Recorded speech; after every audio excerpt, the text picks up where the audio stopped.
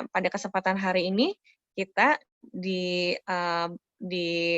bahasan kita hari ini adalah untuk pemuda ya. Kenapa bukan teenager? Kenapa bukan young adult? Tapi kenapa youth? Ada yang tahu nggak bedanya apa? Kenapa for youth bukan for teenager, Pemuda bukan kan aku for balik young bun. adult? Hah? Nanti kita tanya Bunda Kan Desi ya. pemuda itu Bunda Desi harus jawab ya, ini pertanyaan saya. Mana Bunda Desi? Ada nggak? Halo Bun. Oke, lanjut ya. Ini teman-teman sudah tahu belum apa itu biblioterapi? biblioterapi ini ya Bun, terapi jiwa dari menulis, mendongeng, puisi, Mhm. sastra, syair, Betul. cerita. Mm-mm. Ini Mbak Nisa yang dari Jombang keluar dulu ya tadi. Oke, lanjut saja ya. Ya betul. Jadi biblioterapi itu adalah, sebelum ini kita akan, back.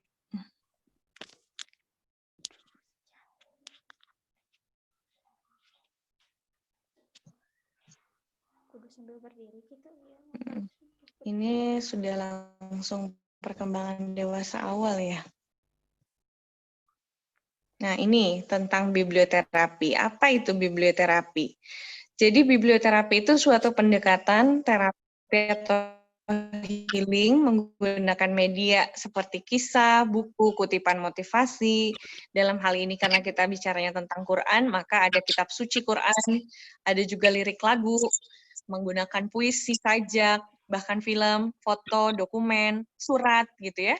Dalam penerapannya dapat dikolaborasikan dengan terapi menulis, writing terapi, seni mewarnai, terapi musik, terapi binatang, bahkan tools lain seperti misalnya analisis psikotakdir, grafologi, atau grafoterapi, mesin kecerdasan, ya, analisis bakat, dan pada pola golongan darah untuk mengenal diri sendiri agar mengenal pencipta. Nah, di sini tujuan utamanya adalah mengenal diri sendiri untuk mengenal pencipta sehingga kita nanti bisa mengundang takdir baik dengan fokus pada potensi baik. Nah, tadi saya sudah awal-awal bicara cukup panjang ya dengan Bang Zivi ya tentang potensi. Nah, ini kaitannya dengan cinta seperti apa? Karena nanti kita bisa kalau Bang Zivi tadi sudah cerita sudah pernah tes Steven ya, katanya thinking introvert. Jadi kemungkinan nanti mendefinisikan cintanya pada tahta. Pada tahta. Terus kalau yang nanti potensi fitrahnya lebih condong ke keluarga, nanti dia akan orientasinya cinta keluarga atau ke pasangan gitu ya. Kalau yang sudah menikah atau ke pekerjaan, kan ada orang yang saking cintanya dengan pekerjaannya sehingga workaholic dan sebagainya. Tapi sebenarnya di mana kita meletakkan cinta kita, kita akan kupas di sini lewat biblioterapi Quran ini. Berikutnya, kita kenali dulu apa itu perkembangan. Jadi kita di dalam bicara tentang fitrah, kita mesti paham dulu sebenarnya apa itu fitrah dan di mana posisi fitrah itu muncul, yaitu di masa perkembangan. Ada dua yang kita alami, itu perkembangan dan pertumbuhan.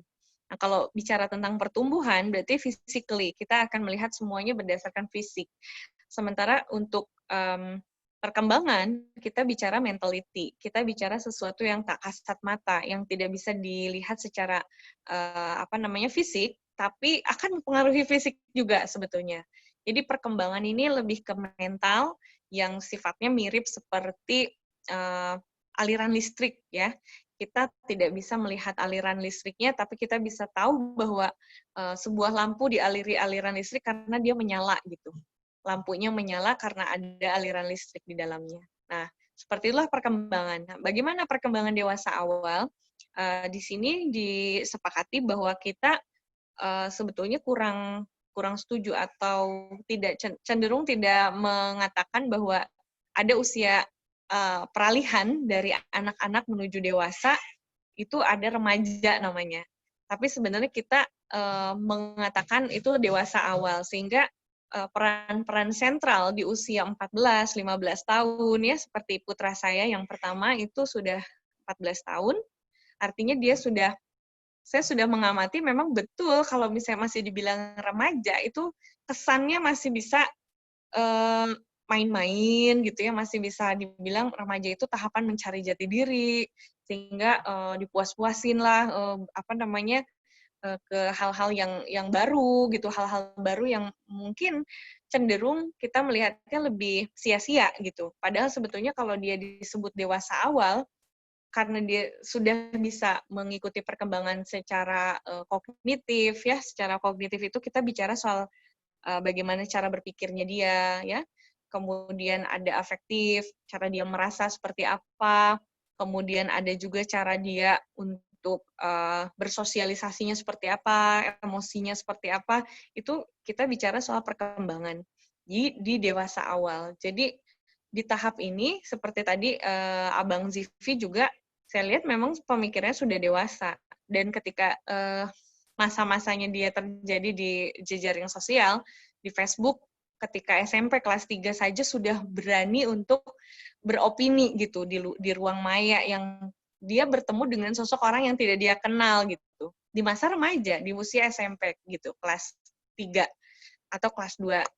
Nah, itu juga sebetulnya kenapa ada sebagian remaja yang memang terlihatnya dia bukan seperti anak-anak gitu ya. Dibilang anak-anak bukan, karena dia pemikirannya sudah dewasa. Tapi dibilang dewasa juga bukan, karena tampilan fisiknya masih kecil, masih seperti anak-anak gitu. Jadi di masa peralihan inilah sehingga disebut masa-masa yang rentan gitu loh, masa-masa yang rentan. Nah, kita lihat di sini, dewasa awal itu di usia 11, 12, sampai 18 tahun. Ya, jadi usia 11 atau 12 tahun sampai 18 tahun. Jadi kalau di sini ada yang lebih dari 18 tahun, berarti dia sudah dewasa. Jadi sudah pertumbuhan, ya, jadi usia 11, 12, sampai 18 tahun tumbuh ke arah kematangan biologis. Sehingga kematangan biologis ini kan dipacu oleh hormon, ya. Kalau laki-laki ada hormon testosteron, kalau perempuan ada hormon progesteron, yang itu kimiawi, ya, sebenarnya kimiawi yang mendasari terbentuknya rasa cinta gitu ya, kemudian kasih sayang yang lebih dominan begitu. Jadi pengaruh-pengaruh dari biological information atau informasi biologis dalam diri kita itu turut berpengaruh pada fase-fase perkembangan ini, untuk kematangan biologisnya ya, kemudian fisik, bagaimana dia bersosial, secara psikologis, bahkan secara ekonomi gitu. Nah, jadi ini kita akan bahas dasarnya dulu seperti apa. Jadi perkembangan kognitif dan bahasa ini kita perlu pahami juga untuk mengembangkan fitrah bahasa dan estetika kita, dan bagaimana kita memposisikan fitrah bahasa dan estetika itu dalam koridor yang bertema cinta gitu, karena ini menjadi sebuah tantangan tersendiri bagi orang dewasa awal seperti seperti Anda. Saya suka merasa terus muda ya. Jadi perkembangan kognitif itu juga sangat berpengaruh pada fase di mana dia mengenal cinta. Karena kalau dia tidak bisa mengenali fitrah dia di masa dewasa awal ini, dia kemungkinan akan memiliki dampak atau masalah-masalah yang terkait dengan cinta ini. Ada orang yang saking cinta sama anak, sama keturunannya, sehingga dia frustasi juga karena rasa cintanya itu terlalu berlebihan. Ada yang cinta pada pasangan, ada yang cinta pada harta, ada yang cinta pada kedudukan atau jabatan, ada yang cinta pada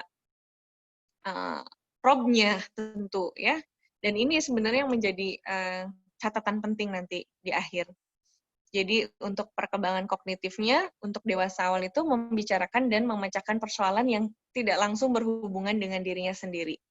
Jadi sebenarnya kan tadi saja Bang Zivi sudah menceritakan pengalaman waktu masa SMP kelas 3-nya ya Bang Zivi ya, tentang bagaimana bisa memecahkan persoalan, membicarakan tentang politik misalnya, atau tentang pengetahuan keagamaan di ranah Facebook misalnya.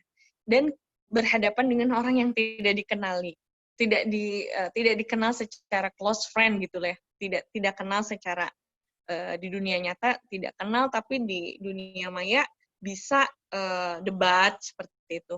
Secara tidak langsung, padahal masalah yang diperdebatkannya itu tidak langsung berhubungan dengan dirinya sendiri. Sama ini juga, perkembangan kognitif juga memperkirakan apa yang mungkin terjadi, melakukan sintesa, kemudian generalisir, memikirkan masalah yang sudah lalu, yang sekarang, dan yang akan datang. Ini juga perkembangan kognitif ini sangat terkait dengan Quranic biblioterapi nantinya. Ketika kita memaknai cinta, kenapa dipikirkan? Karena dia berhubungan dengan masa lalu, masa sekarang, dan masa yang akan datang. Seperti apa kaitannya? Ya, kita kalau saat ini agak sulit untuk mengungkapkan rasa cinta, itu boleh jadi karena masa lalu kita kurang tersentuh gitu oleh cinta. Jadi kita tidak dibiasakan oleh keluarga kita mungkin atau orang tua kita untuk bisa mengomunikasikan makna cintanya sendiri dengan bicara, dengan verbal, atau dengan non-verbalnya, dengan sentuhan fisik. Tangki cintanya tidak terisi gitu. Jadi bisa jadi masa lalu kita akan mempengaruhi masa sekarang dan yang akan datang. Makanya para pemuda ini dipersiapkan sedemikian rupa supaya berada dalam koridor cinta yang tepat gitu. Ketika dia berada dalam koridor cinta yang tepat dalam masa pencarian cinta, dia akan bisa menggeneralisir, mensintesa kejadian-kejadian tentang cinta di masa lalunya, di masa sekarang, dan masa yang akan datang seperti apa. Karena nanti dia akan punya anak, ya maksudnya berkeluarga, akan menikah, akan berkeluarga, punya anak juga. Sehingga rentetan waktunya ini perlu kalau ada kerikil-kerikil ya perlu dibersihkan gitu. Perlu di manajemen ya, perlu dikelola gitu. Kalau ada masalah di dalam tahapan-tahapan tersebut gitu, dalam fase-fase perkembangannya. Kemudian perkembangan kognitif itu juga membuat keputusan berdasarkan pengetahuan dari berbagai pilihan dan konsekuensinya membangun keterampilan untuk menjadi orang yang dapat memenuhi kebutuhannya sendiri. Jadi di masa ini, dewasa awal ini, sesungguhnya dia sudah bisa bertanggung jawab terhadap dirinya sendiri. Jadi kalau dia sudah berada dalam dilema cinta, dia sudah bisa membangun keterampilan bagaimana memberikan keputusan gitu, berdasarkan pengetahuan dari berbagai pilihan. Bisa, misalnya dia punya keluarga yang broken home misalnya, atau korban perceraian orang tua. Dia akan melihat definisi cinta akan berbeda dengan orang yang berasal dari mungkin pemuda yang berasal dari keluarga yang utuh gitu. Sehingga nanti dia akan membangun keterampilan bagaimana memilah dan memilih pasangan yang tepat, atau kriteria pasangannya akan dipengaruhi dengan figur otoritas orang tuanya kah gitu ya, atau walinya kah, di mana dia tinggal sepanjang perkembangan kehidupan di masa kanak-kanak dan masa dewasa awal ini. Itu sangat berpengaruh juga. Oke. Perkembangan bahasa. Nah, ini tadi kalau saya cerita dengan Abang Zivi, salah satu peserta kita, ini Bang Zivi sedang merilis proyek membuat tulisan novel. Nah, siapapun sebenarnya bisa menulis, siapapun boleh menulis dan bisa pasti menulis, sama seperti halnya ketika bicara pasti bisa. Cuma ada passion, ada dorongan fitrah, naluri yang memang membuat seseorang itu akan unggul di salah satu jalur. Semacam genre juga sama ketika Bang Zivi saat ini thinking introvert, kemudian dia memilih jalur novel, memang bisa sih, cuma nanti pembacanya agak-agak terganggu dengan kalimat-kalimat kritisnya. Karena novel itu kan dibuat hiburan ya. Jadi dalam perkembangan bahasa juga setiap dewasa awal ini juga berkembang gitu. Dia mulai memahami informasi dari kepustakawanan, maksudnya kepustakaan. Jadi dia pakai sumber-sumber. Kalau dia biasa baca buku novel, dia akan terpengaruh. Kalau novelnya tulisannya karya Tereli, bahasa-bahasanya akan diimitasi gitu, mirip-mirip dengan Tereli. Jadi ada tahap imitasi ya, tahap meniru gitu, walaupun tidak seluruhnya, dan dalam masa perkembangannya ini juga nanti dia akan menemukan karakter tulisannya sendiri, baik tulisan maupun grafis gitu. Jadi memahami informasi di sini mestinya di usia tahapan dewasa awal juga dia bisa memahami konteks dari konten Quran gitu, untuk dia bisa mengelaborasi perasaan-perasaan yang berkecamuk dalam masa perkembangan dia.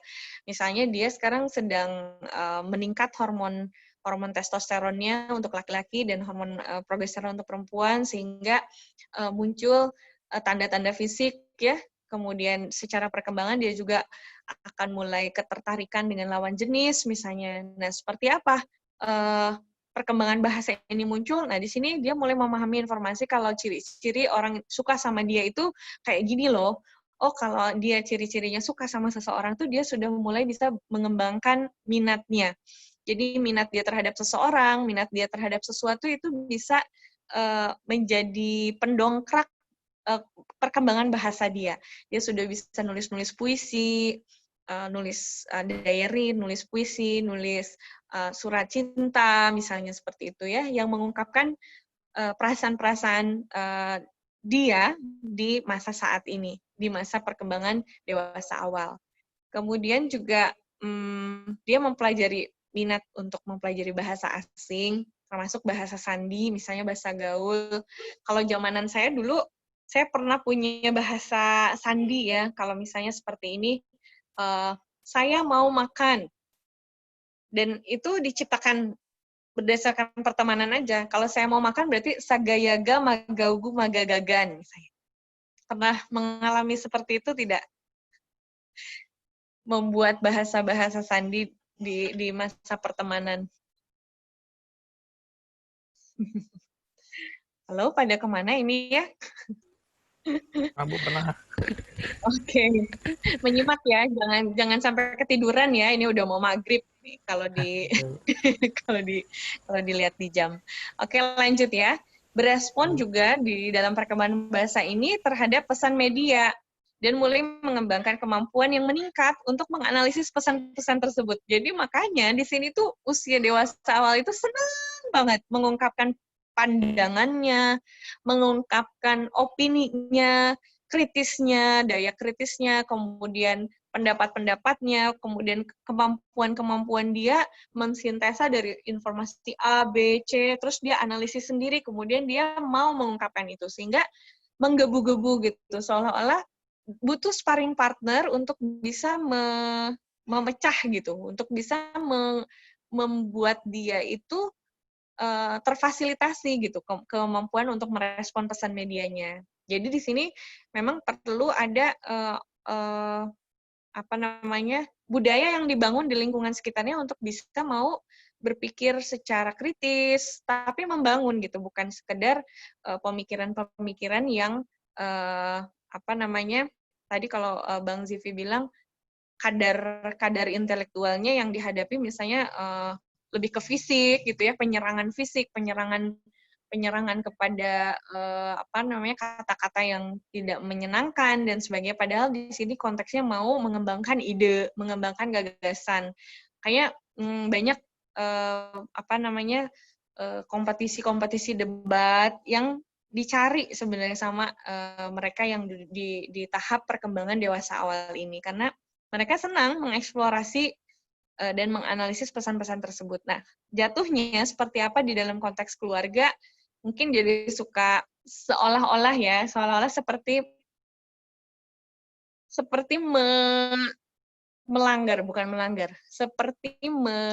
membantah orang tua gitu. Jadi kadang kalau orang tuanya bicara, dia juga mau gitu ikut punya pendapat gitu. Dan bagi orang tua yang orang tua yang kolot gitu pemikirannya, yang orang tua yang pemikirannya memang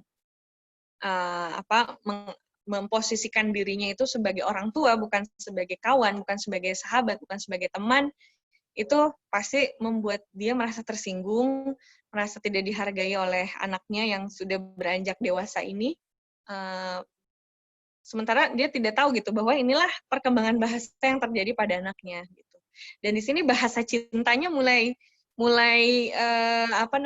dibutuhkan gitu loh. Jadi konflik-konflik yang membuat seseorang tidak bahagia itu biasanya karena tidak memahami perkembangan dia. Makanya dia berkonflik. Entah itu dia dengan dirinya sendiri atau dengan lingkungannya. Seperti itu. Kemudian perkembangan emosional. Perkembangan emosional ini juga sama berkaitan banget dengan apa yang dinamakan cinta ya. Nah, jadi di perkembangan emosional ini memiliki kapasitas untuk mengembangkan hubungan jangka panjang, sehat, dan berbalasan. Ini ya, jangka panjang, sehat, dan berbalasan. Kemampuan ini bisa diperoleh kalau individu punya dasar yang bisa diperoleh dari perkembangan sebelumnya. Ada trust, ada kepercayaan, pengalaman positif di masa lalu, dan pemahaman akan cinta. Nah, jadi apa yang teman-teman pahami tentang cinta? Satu kata aja, secara spontan. Nggak usah googling, nggak usah tanya kiri kanan, nggak usah buka kamus. Ketulusan, Bun. Apa?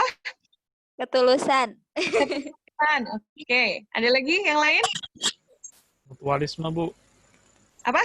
Mutualisme. Mutualisme tuh, berbalasan ya, mutualisme. Ada untung sama untung gitu ya. Ada lagi apa? Pemahaman positif tentang cinta. Nah, tadi yang mengatakan bahwa cinta itu adalah ketulusan, pasti dia punya alasan, dan alasan itu dibangun oleh peristiwa-peristiwa di masa lalunya, atau peristiwa-peristiwa yang berkembang di dalam sepanjang perkembangan hidupnya. Itu mempengaruhi emosional dia tentang cintanya itu sendiri. Kemudian memahami perasaan sendiri dan memiliki kemampuan untuk menganalisis mengapa mereka merasakan perasaan dengan cara tertentu. Jadi dia sendiri merasakan, sudah mulai mengidentifikasi gitu. Oh, saya ini perasaannya biasa aja sama dia. Saya ini suka, saya ini kagum sama dia. Oh, saya ini simpati sama dia. Oh, saya ini suka, cinta sama dia. Misalnya seperti itu. Jadi memahami perasaan sendiri. Kemudian dia mulai juga mengurangi nilai tentang penampilan. Jadi ada fase-fasenya, mungkin di usia anak-anak mulai ingin menunjukkan penampilan yang baik, yang rapi gitu ya, dengan teman sebaya atau dengan orang lain. Tapi kalau di masa dewasa awal ini sudah mulai menurun nih tingkat nilai tentang penampilannya, lebih menekankan pada nilai kepribadian. Jadi dia sudah terintegritas dengan dirinya sendiri. Lanjut untuk perkembangan sosial. Nah, di perkembangan sosial ini bukan hanya ingin diterima gitu. Jadi si dewasa awal ini bukan hanya ingin diterima, tapi juga ada kebutuhan untuk berbagi perasaan dan pengalaman. Jadi sudah senang-senang curhat-curhatan dengan teman sebaya. Atau bahkan bagus kalau Anda masih suka curhat dengan orang tua, dengan ibu, dengan ayah gitu. Dengan kakak, dengan adik, itu berarti bagus. Berarti bagus hubungan koneksi relationship di dalam keluarganya bagus. Ada orang yang nggak percaya loh sama keluarganya sendiri, karena ketika dia mengungkapkan perasaannya, ditekan gitu. Ketika dia mengungkapkan, oh ada masalah tentang ini secara sosial, dianya yang dipersalahkan, sehingga tidak nyaman gitu ketika dia mengungkapkan perasaannya. Dan ini juga kaitannya sama cinta gitu. Jadi cinta dengan perkembangan sosial tentunya yang tadi, yang ada yang memaknai cinta adalah hubungan yang simbiosis mutualisme. Ada yang diuntungkan. Wah, ini udah ke tahap mutualisme seperti ini bahaya ya. Jadi nggak bisa kalau bertepuk sebelah tangan gitu ya. Kayak frustasi kalau cintanya tidak berbalas. Ini kan bahaya gitu kalau mendefinisikan cinta itu harus seperti itu. Tapi it's okay gitu. Ini kan pengalaman Anda, saya hargai gitu pengalaman siapapun yang mendefinisikan cinta berdasarkan pengalamannya. Saya nggak bisa menyalahkan. tapi kita akan coba mencari tahu sebenarnya benar nggak sih definisi yang kita bangun gitu selama ini tentang cinta berdasarkan pengalaman kita tadi. Pada tahap ini ingin menonjolkan identitas dirinya, namun di sisi lain terperangkap oleh masa kaburnya peran dirinya dalam lingkungan sosial. Jadi karena dia dewasa awal, jadi dia agak sedikit mau menonjol, tapi mundur lagi nih, karena dia ancang-ancang nih, saya sebenarnya posisinya sudah layak belum ya untuk muncul, untuk tampil gitu. Ada kemungkinan mengukur diri lah istilahnya, sadar diri, mengukur diri, ada rasa malu untuk tampil karena merasa tidak aman dengan lingkungannya, ada juga yang seperti itu. Makanya yang harus dikembangkan di lingkungan sekolah, mungkin ya yang masih kampus juga, itu penting untuk memahami perkembangan sosial ini karena nanti lingkungan yang akan membangun dia. Bayangkan ketika dia mau tampil terus belum apa-apa sudah ditentang atau sudah disepelekan, itu kan akan berpengaruh juga pada perkembangan dia, perkembangan sesama remaja. Jadi lingkungan itu sangat berpengaruh 80% ya terhadap perkembangan seseorang. Jadi penting untuk mencari lingkungan yang tepat di masa ini. Nah, kalau saya pacaran, kalau saya membantah orang tua, kalau saya debat kusir di jejaring sosial, kalau saya mulai suka umpat-umpat searching misalnya konten-konten pornografi, kalau saya suka lebih suka kumpul-kumpul dengan teman-teman daripada kumpul dengan keluarga atau menghadiri acara-acara keluarga, apalagi ya yang suka agak heran dengan dewasa awal nih. Kalau saya lebih suka apa-apa ya dan lain-lainnya, lalu ditimbul masalah apakah saya pemuda yang buruk? Jadi untuk sampai ke pertanyaan apakah saya pemuda yang buruk atau pemudi yang buruk, itu pertanyaan-pertanyaan tadi. Kalau saya bla bla bla, kalau saya bla bla bla, kalau saya bla bla bla, bla bla bla, itu adalah yang buruk-buruk ya. yang selama ini susah dihindari oleh remaja. Saya sudah malas lagi gabung-gabung dengan kegiatan keluarga, misalnya. Rasa penasaran dengan lawan jenis, seperti itu, stalking dengan lawan jenis, misalnya seperti itu. Apakah saya pemuda yang buruk? Jawabannya jelas tidak. Sebab tidak ada pemuda yang sempurna. Begitu juga tidak ada yang pemudi yang sempurna. Jadi kalau Anda masih terus mengisi tangki cinta, selalu mau belajar, membangun komunikasi efektif, mencoba terus ada, ya keberadaan Anda itu tetap ada, berarti Anda pemuda yang baik. Tapi kalau ditambah dengan mengasah sesuai dengan fitrahnya, yaitu fitrah personality yang kita bahas tadi, kita kenal dulu dengan diri kita sendiri untuk mengenal Sang Pencipta.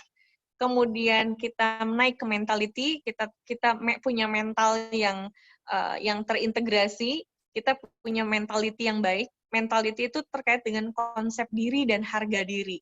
Nah, ketika kita punya harga diri sebagai pemuda atau pemudi, maka ketika kita memaknai tangki cinta tadi, mengisi ataupun menerima cinta tadi, kita tentu punya harga diri dan kita tidak akan mudah terpleset kepada hal-hal yang negatif. Kemudian morality, aku aman bagimu, aku baik bagimu, itu morality.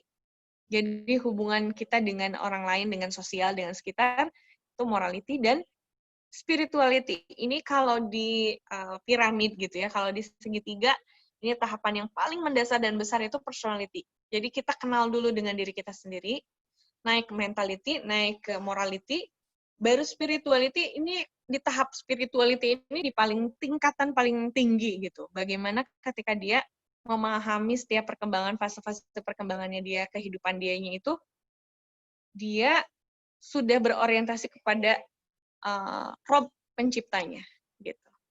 Jadi lillah billah la ilaha illallah. Seperti halnya Robiatul Adawiyah mungkin ya, spirituality-nya tentang Robnya itu dia hanya cinta pada Robnya gitu. Tidak ada yang lain yang menandingi Robnya kecuali cinta dia pada Robnya gitu. Tidak ada cinta terhadap makhluk gitu ya, seperti yang kita definisikan selama ini. Kalau kita masih hanya sekedar hubungan cinta itu adalah hubungan antara manusia dengan manusia lain. itu masih di tahap morality barangkali. Tapi kalau love yourself, pernah dengar kan ada kata love yourself, cintai dirimu sendiri, sayangi dirimu sendiri. Itu berarti ada di tahap personality dan mentality. Kalau basicnya aja kita nggak cinta, nggak sayang sama diri kita sendiri, kita tidak terintegritas pada diri kita sendiri, bagaimana mungkin kita bisa mentransfer cinta kita pada orang lain? Jadi orang kalau bisa mencintai orang lain berarti dia sudah mencintai dirinya sendiri, sudah sayang sama dirinya sendiri sehingga dia tidak akan melukai atau dia tidak akan membuat dirinya terpuruk, terjerembab oleh karena rasa cintanya itu. Jadi naik sampai nanti tahapannya sudah spiritual itu udah cintanya Allah aja. Semua turunan ke bawahnya itu karena Allah, untuk Allah, dan bagi Allah aja. Nah ini berarti Anda pemuda terbaik dan langka. Karena jarang ada pemuda yang sudah bisa memaknai ini. Paling masih dalam tahap personality juga kayaknya banyak juga pemuda yang belum kenal dirinya sendiri ya. Kayaknya ini bagus banget kalau Anda sudah ikut program pendampingan ini, berarti Anda sudah jadi pemuda langka ya. Pemudi langka yang harus dilestarikan. Oke, sekarang kita Quranic Biblioterapi sudah siap? Sudah siap? Boleh diaktifkan videonya?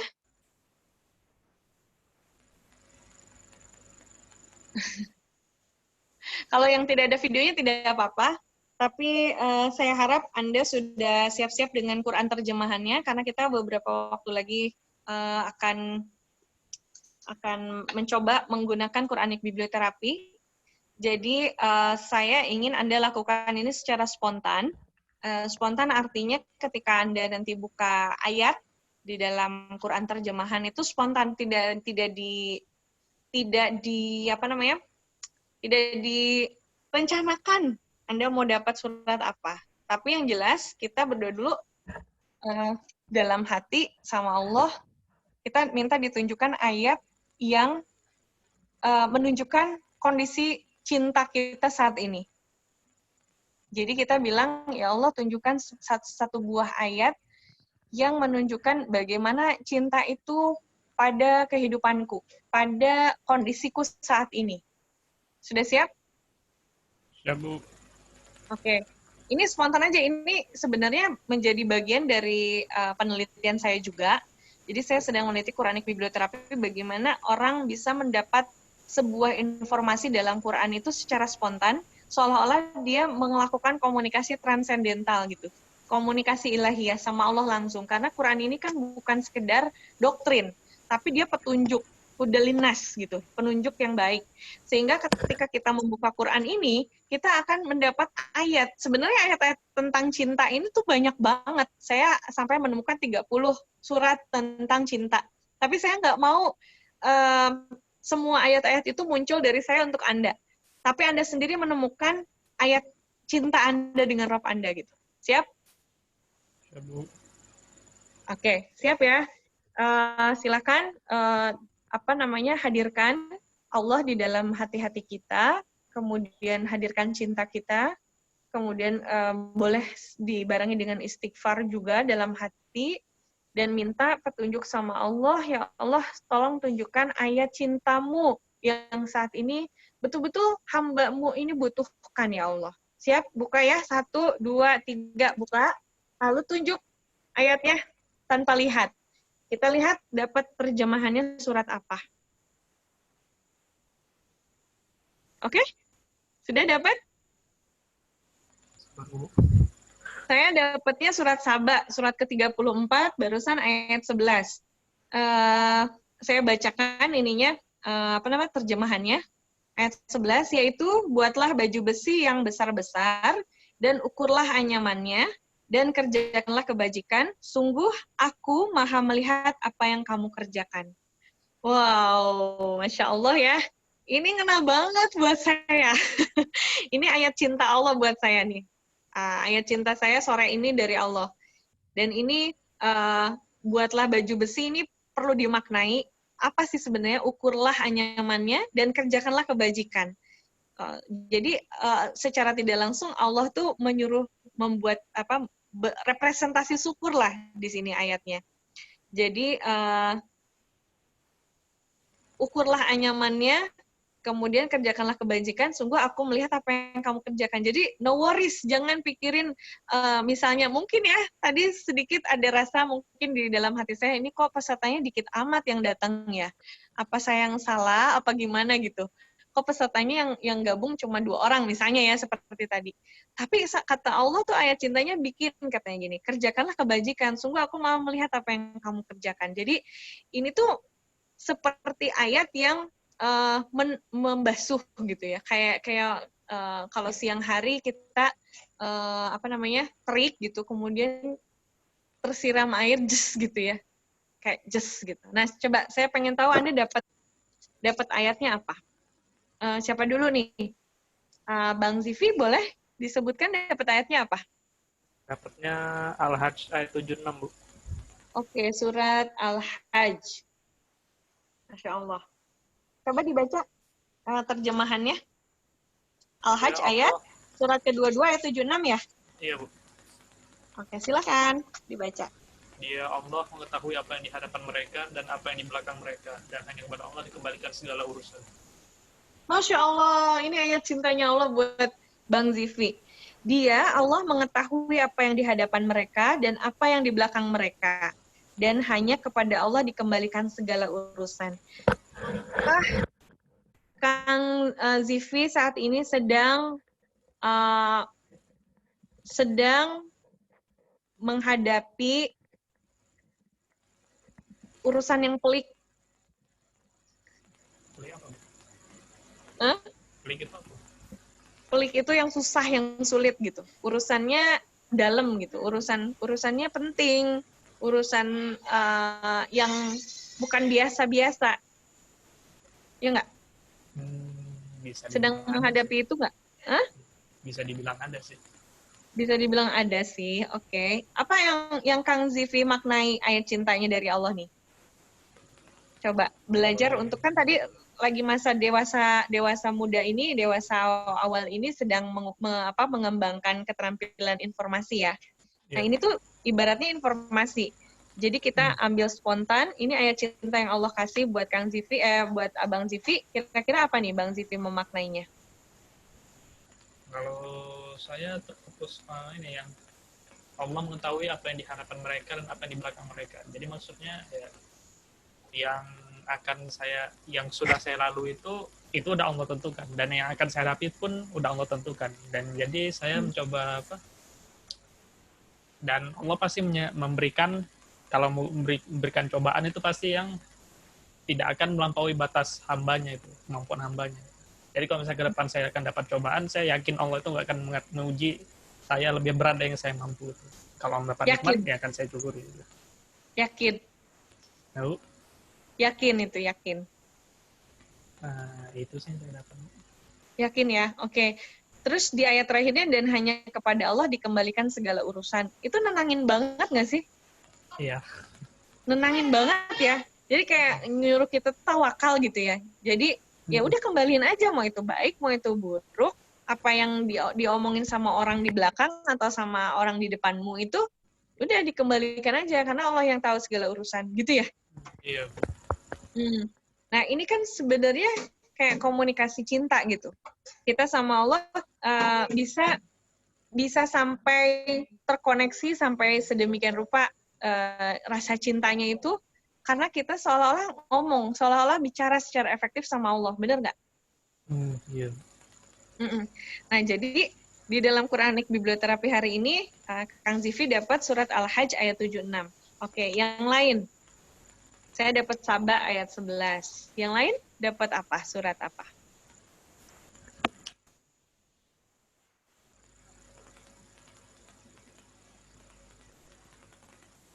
Yang lain dapat surat apa?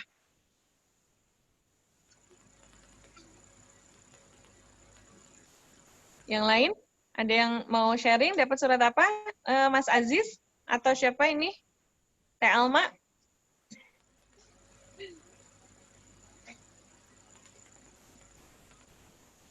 Oke, sambil menunggu ya.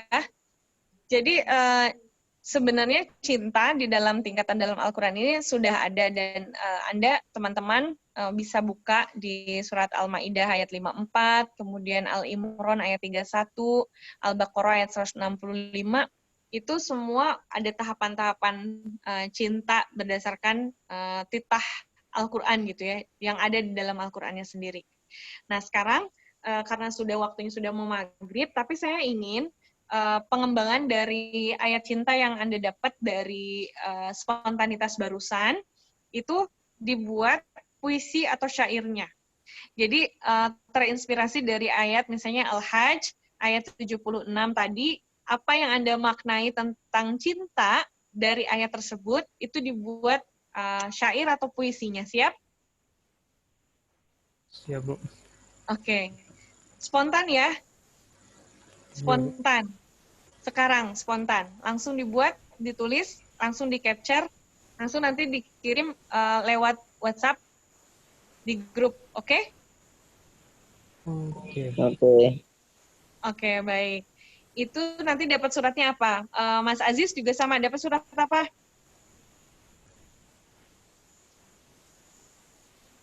Iya, Dapat suratnya apa? dapat surat Al-Luqman Luqman, surat Luqman ayat 20.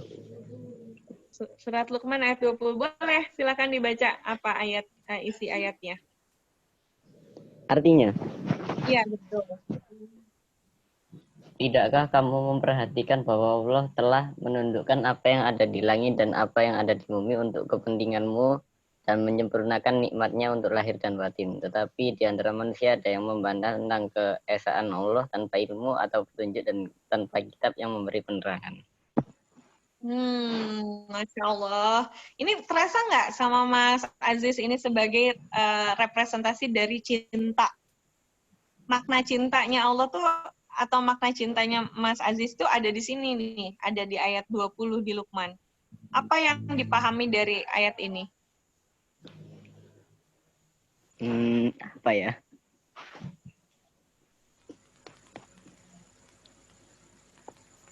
Tentang kadang Tentang kita apa? jangan merasa takut salah atau apa. Lebih clear apa yang dirasakan, apa yang dialami, itu lebih nyaman untuk memaknai ayat ini. Karena ini ayat-ayatnya ada kata kuncinya yang bisa dipakai. Misalnya menundukkan langit, bumi, menyempurnakan nikmat, lahir batin. Itu kata-kata kunci yang bisa dikembangkan untuk mengasah fitrah bahasa dan estetika kita. Terutama memaknai cinta. Cinta di sini apa sih? Berdasarkan ayat yang diperoleh barusan dari Quranic Bibliotherapy, ini nanti dikembangkan lewat puisi ya, lewat syair ya. Saya ingin lihat apa yang dimaknai tentang ayat ini berkaitan dengan cinta. Definisi cinta yang teman-teman mau kembangkan dari ayat ini. Siap? Siap. Oke. Nanti setelah maghrib boleh di-share ya, atau setelah isya. Pokoknya hari ini bagusnya sih nanti menjelang tidur. Jadi kan sudah tenang, sudah makan malam, kemudian mau menjelang tidur, sambil rileks, sambil tenang, sambil memaknai, meresapi ayat ini, ayat yang masing-masing sudah didapat, lalu dibuatkan tulisannya, pakai tulisan tangan ya, jangan diketik ya. Ya, ditulis di kertas pakai pulpen, kemudian difotokan aja, nanti dikirim di-share di grup. Oke? Baik, Bu. terima kasih. Untuk sesi hari ini saya cukupkan sekian dulu. Kalau lebih penasarannya nanti kita akan bahas di di sesi berikutnya lagi tentang storytelling ya, karena Quran ini menurut penelitian 75% isinya kisah. Jadi kalau Allah saja menurunkan kitab suci Al-Quran ini lewat kisah, pasti Allah punya makna, punya pesan tersendiri untuk kita, bisa mengembangkan keterampilan kita storytelling. Ya. Jadi kalau ada pertanyaan dan lain-lain, silakan dilayangkan di WhatsApp saja, tidak usah di Zoom ini, supaya kita bisa menghemat waktu ya, menghemat waktu pertemuan kita. Oke, seperti itu. Terima kasih. Saya tutup dulu. Alhamdulillahirrabbilalamin. Astagfirullahaladzim. Astagfirullahaladzim. Astagfirullahaladzim. Dan di akhir majelis. Subhanakallahumma wa bihamdika. Asyhadu an la ilaha illa anta. Astaghfiruka wa atubu ilaik. Assalamualaikum warahmatullahi wabarakatuh. Waalaikumsalam warahmatullahi wabarakatuh.